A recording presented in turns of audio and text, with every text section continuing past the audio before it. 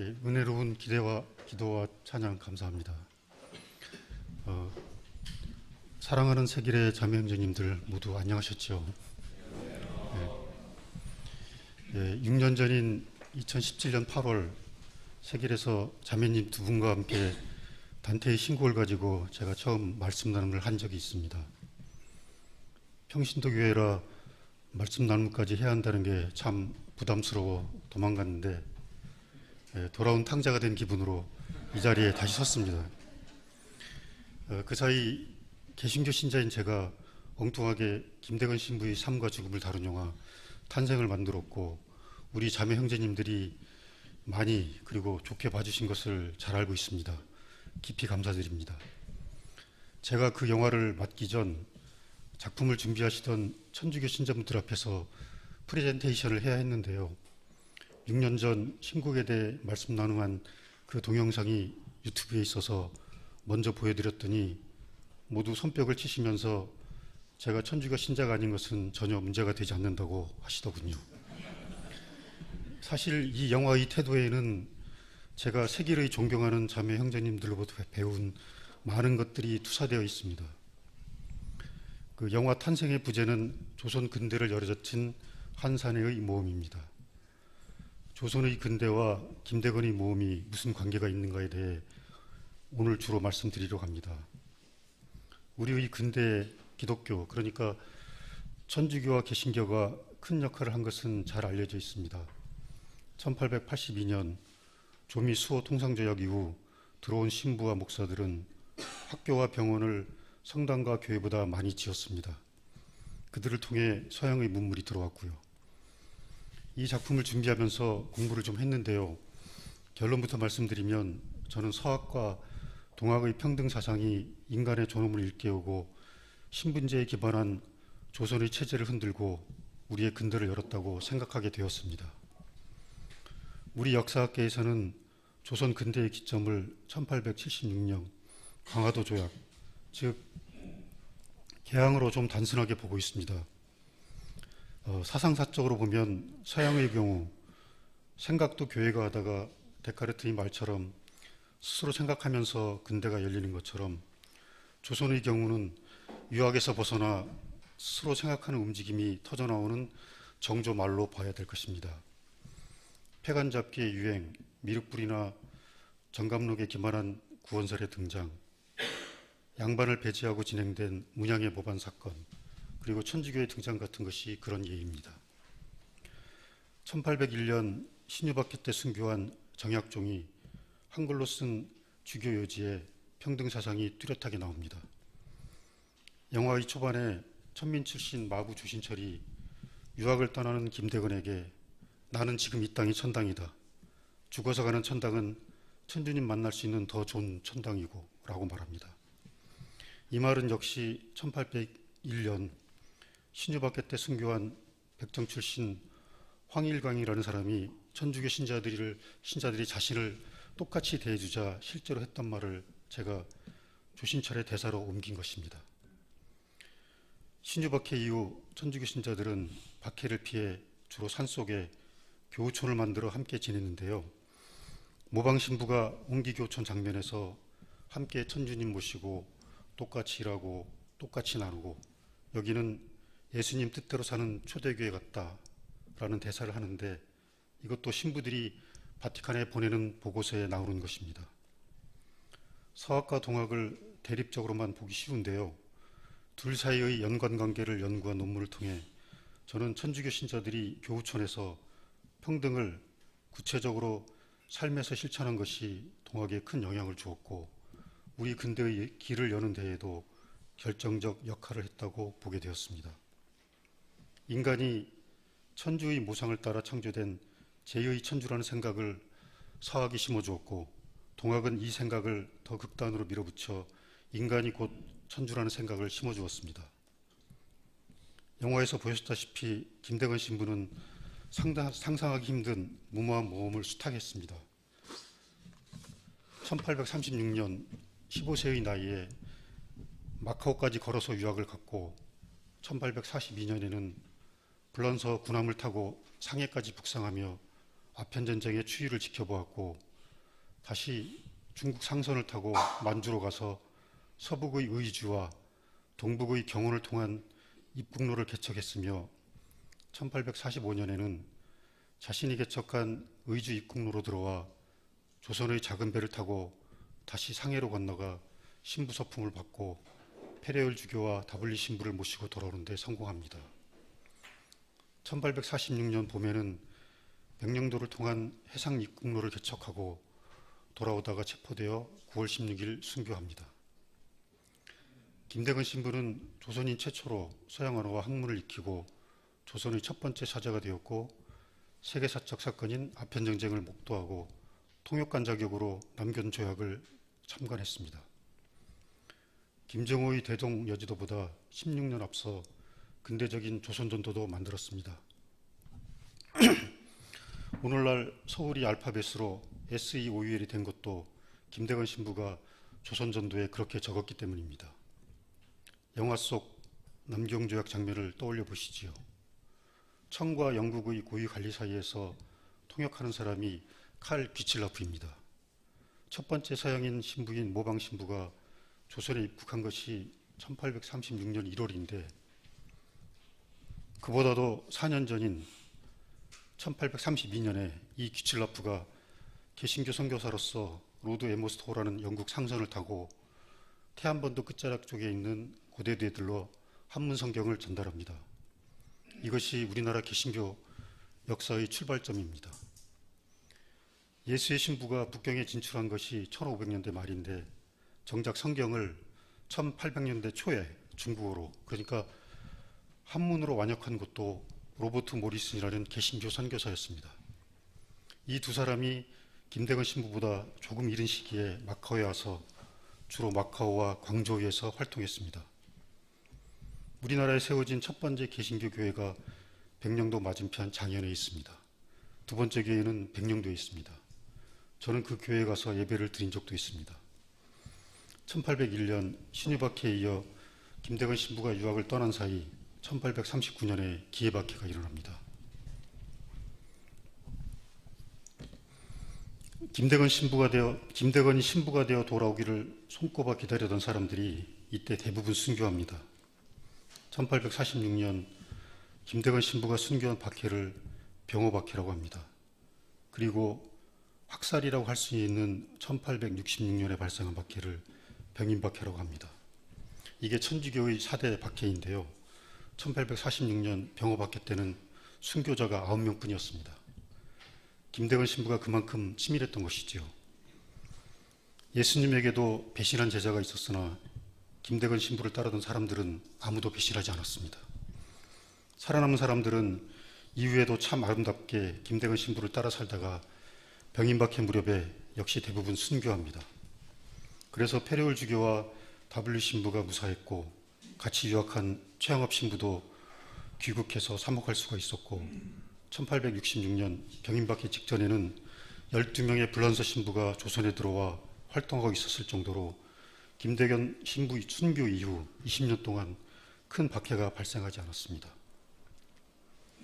4대 주교가 되는 베르네 신부를 시작으로 이 12명의 불란서 신부들이 대부분 김대건 신부가 개척한 백령도길로 입국합니다. 개신교도 이 길로 들어와 위에서 말한 첫 번째, 두 번째 교회가 생긴 것이지요. 개신교도 김대건 신부에게 빚을 지고 있는 것입니다. 그 길로 서양의 선교사와 문물이 들어온 것이지요. 김대건 신부가 조선 근대의 길을 열어젖혔다고 했는데 지나치게 틀린 말은 아닐 것입니다.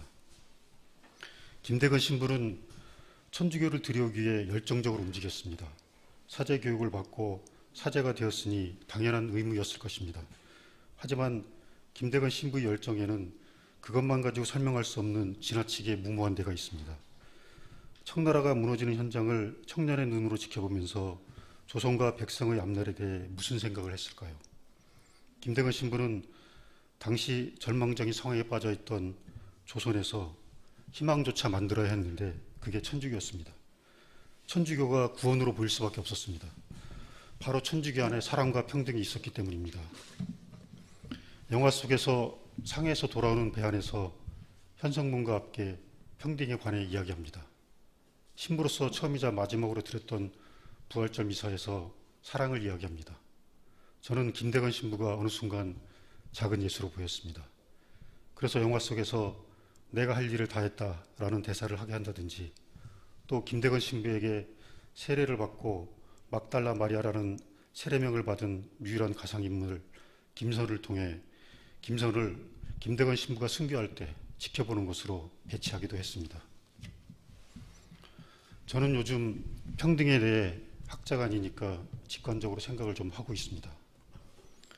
자유, 평등, 형제에는 불란서 혁명의 3대 이념이고 오늘날 민주주의 3대 축이기도 합니다. 형제에는 요즘 우회로 많이 옮기더군요. 저는 학교에서 자유와 평등이 충돌하니까 우회를 설정했다고 배웠습니다. 어려운 말로 자유와 평등이 기량작용을 하니까 변증법적 통합을 위해 우회를 설정했다고요. 실제로 우회는 불란서 혁명의 와중에 피를 너무 많이 흘린 탓인지 조금 늦게 3대 이념으로 삽입되었습니다. 근대를 이 세 이념이 순차적으로 실현되어 오는 과정으로 보는 학자들도 있습니다. 자유는 중세 봉건제에서 벗어나기 위한 부르주아지의 무기였으며 평등은 자본주의 억압에서 벗어나기 위한 프롤레타리아트의 무기라는 식으로요.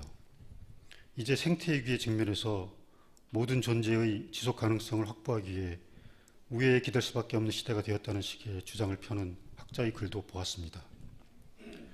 레비나스나 데리다 같은 현대 철학자들이 환대를 이야기하는 것 같은데 아마 우회와 크게 다르지 않을 것입니다. 우리는 기독교인이니까 우회를 사랑으로 바꾸어 말씀을 나누도록 하지요. 제가 좋아하는 어느 역사학자가 천주교에는 평등 개념이 없다고 해서 제가 조심스럽게 반박한 적이 있어요. 개념이 없는 게 아니라 말이 없는 것이죠. 여러분, 성경에 사랑이라는 말이 몇 번 나올까요? 제가 검색해 보니 개역개정 성경 기준으로 557개의 구절에 등장합니다. 한 구절에 서너 번씩 반복되기도 하니까 대략 2000번 가까이 나올 것 같습니다. 자유는 57개의 구절에서 한두 번씩 나오는 정도니까 대략 100번 가까이 나오는 것 같습니다. 평등은 몇 번 나올까요? 평등, 영어로 이퀄리티라는 말은 성경에 단 한 차례도 나오지 않습니다. 성경의 여러 번역본 가운데 현대인의 성경에 딱 2차례 등장하긴 하지만 라이터스니스, 공정 정도로 옮겨야 할 것을 문맥에 따라 평등으로 옮겼을 뿐입니다. 김대건 신부 당시에도 조선에 평등이라는 말이 없었습니다. 평등이라는 말이 유교나 불교 경전에 드물게 등장하지만 똑같이라는 부사로 주어 쓰였고 오늘날과 같은 추상명사로 쓰이지 않았습니다. 아마도 일본에서 메이지 유신 전후에 동양에 없던 서양의 개념어를 한자어로 만드는 과정에서 생겨났을 가능성이 큽니다. 그렇게 보면 근대는 평등이라는 말이 생기고 평등에 대한 요구가 거세지기 시작하는 과정과 맞물린다고 볼 수도 있을 것 같습니다. 천주교의 103위 성인 가운데 불란서 신부들을 빼면 여성이 남성보다 더 많습니다. 당시 상황은 남성은 과대, 여성은 과소 대표되기 마련이었을 텐데 놀랍지 않습니까? 제 생각에 전체 1만여 명의 순교자 가운데 여성의 비율이 6대 4는 훨씬 넘을 것 같습니다. 아마도 여성이 이중으로 불평등을 겪고 있었기 때문일 것입니다. 여성은 자신의 아버지나 남편이 신자가 아닌 경우 집을 나와 서로 모여 사는 경우가 많았습니다. 순교가 평등을 향한 비폭력 투쟁의 성격도 지니고 있었다고 봅니다.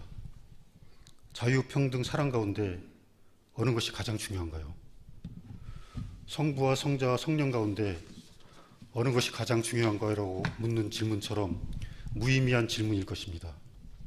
하지만 저에게 물으신다면 저는 평등이라고 답하겠습니다. 그동안 상대적으로 평등을 너무 소홀하게 다루었기 때문에 평등을 강조해야 균형이 맞춰질 것으로 생각하기 때문입니다. 헤겔은 역사를 자유가 진보하고 확대되어가는 과정으로 봅니다. 마르크스도 계급 없는 자유롭고 평등한 미래를 향해 역사가 진보한다고 보았지요. 그런 미래가 오기 전에 인류의 소멸이 먼저 올 것이 분명합니다. 탄소 배출이 지금처럼 계속된다면 인류의 소멸이 금세기 안에 일어날 것으로 보는 과학자들도 많고요. 저는 역사를 평등으로 돌아가려는 투쟁으로 보고 싶습니다. 미래의 평등을 향해 나아가는 것이 아니라 평등했던 과거로 돌아가려는 투쟁 말입니다. 인류학적 보고에 따르면 사랑과 평등과 자유가 넘치던 공동체는 과거에 숱하게 있었습니다. 영국 시민혁명, 미국 독립혁명, 불란서혁명이 3대 부르주아 혁명이지요. 영국 시민혁명에서도 우리가 정작 주목해야 하는 것은 왕당파에서 의회파로의 권력 이동보다는 의회파를 위해 싸웠으나 결국 의회파에게 척살당하는 레블러스, 수평파라고 하죠. 디거스, 땅 파는 사람들이라고 합니다. 이 두 집단의 평등에 대한 요구라고 생각합니다. 자유가 아니면 죽음을 달라라는 저 유명한 구호는 미국 독립혁명 과정에서 나온 말입니다. 저는 독립혁명이 아니라 그냥 독립전쟁이라고 불러야 한다고 생각합니다. 진짜 구호는 대표 없는 것에 과세 없다였습니다. 영국에 세금을 안 내겠다는 것입니다. 아메리카 원주민 몰아내고 아프리카 원주민은 노예를 쓰던 사람들이 에파레체 산맥 서쪽도 우리가 차지해야겠어. 여기 아메리카는 우리가 다 해먹을 테니까 영국 너희는 빠져. 라고 주장한 것을 자유로 포장한 것입니다. 조지 워싱턴도 토머스 제퍼슨도 흑인 노예를 수백 명씩 가지고 있었습니다. 미국의 평등 없는 자유는 여전히 자기들 멋대로 할 자유입니다. 미국에 굴종하는 우리 대통령은 그런 면에서 자유를 제대로 이해하고 있는 것 같습니다. 자유를 자기 혼자만 멋대로 할 수 있는 권리라고 생각하고 있으니까요.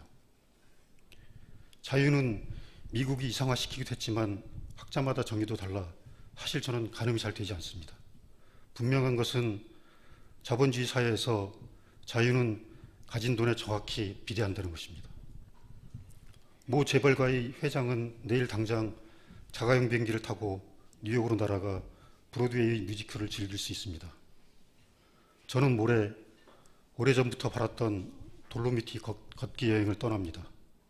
이제 그럴 자유가 생겼기 때문입니다. 그런데 오늘도 내일도 모레도 이 땅에서는 40명 가까운 사람들이 자살합니다. 죽은 자의 집 청소라는 책에 나오는 내용입니다만 자살한 사람의 집을 청소하러 가면 현관에 딱지가 붙어 있는 경우가 많다고 합니다. 전기나 가스의 공급 중단을 알리는 딱지 말입니다. 딱지가 붙은 날짜와 자살을 시도한 날짜가 일치하는 경우가 많다고 합니다. 저는 요즘 자살에 대해 괴로운 공부를 하고 있습니다.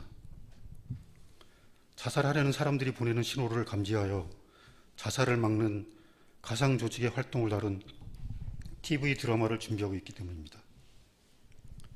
제가 다닌 고등학교가 전교생이 1,400명 정도였는데 작년에만 그만한 학교 10개의 학생 수에 해당하는 사람들이 자살했습니다.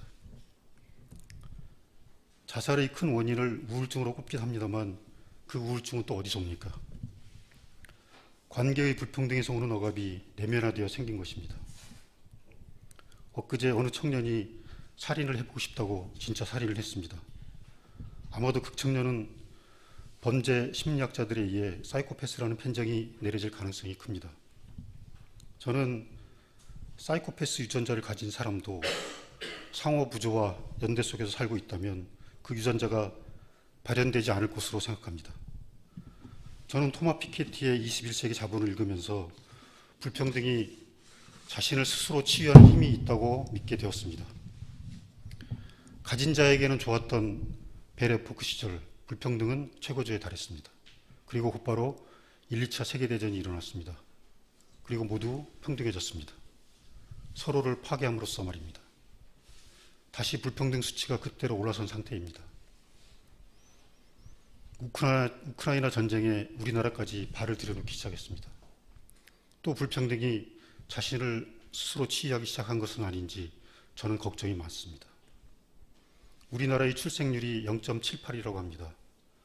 우리 높은 자살률과 낮은 출생률은 사실상 우리 시민들이 우리 공동체를 스스로 소멸시키기로 작정한 것이라고 보아야 합니다. 불란서 혁명의 인권 손에 나오는 공식적인 구호 말고 프랑스 혁명의 진짜 구호는 빵을 달라였습니다. 1789년 7월 14일 바스티유 습격이 있었고 10월 5일에는 베르사유 행진이 있었습니다. 국왕 루이 16세는 인권선언의 재가를 거부한 채 베르사유 궁전에서 군대를 모아놓고 화려한 연회를 베풀고 있었습니다.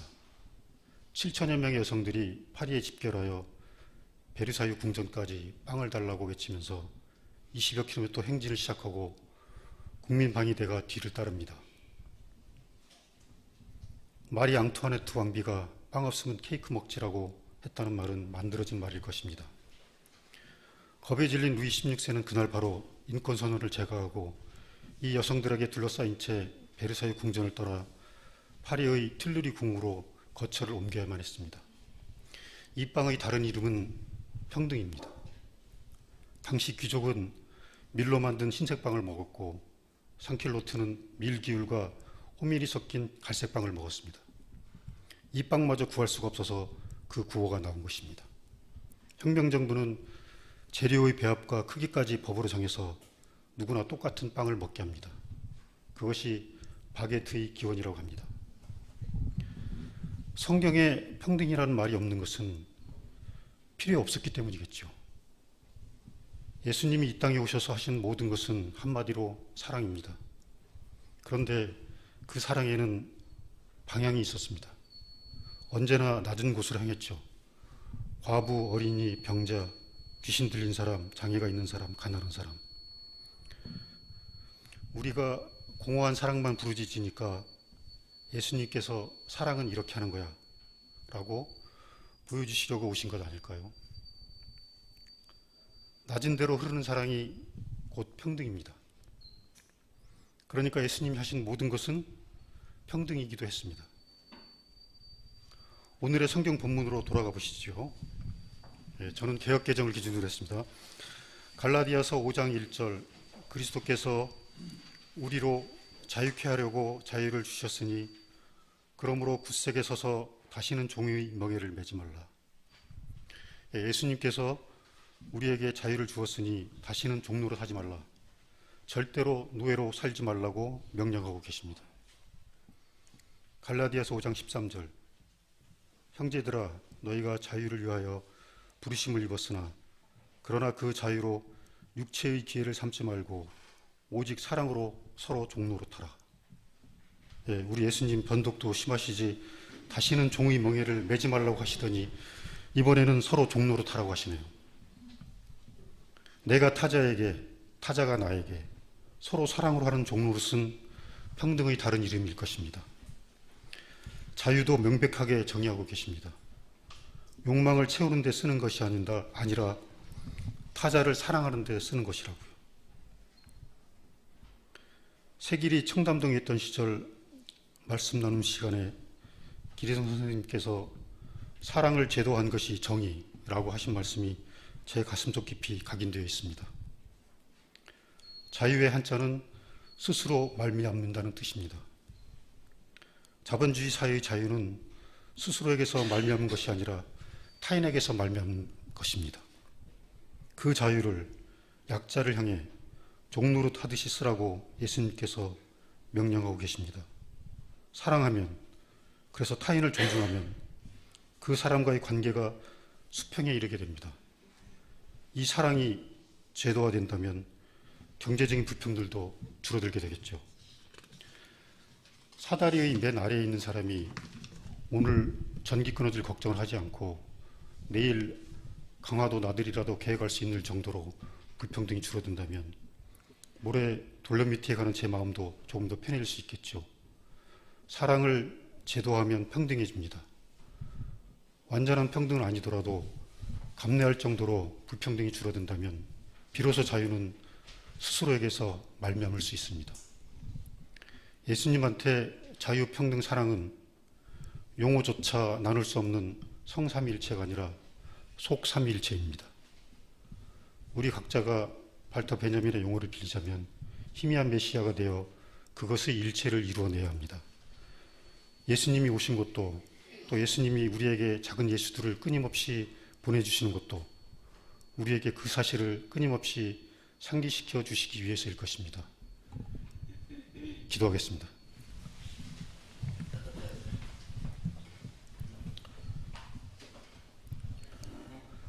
사랑의 하느님, 그리고 평등과 자유의 하느님, 우리에게 주신 자유로 굳세게 서서 종의 멍에를 쓰지 않게 해주십시오.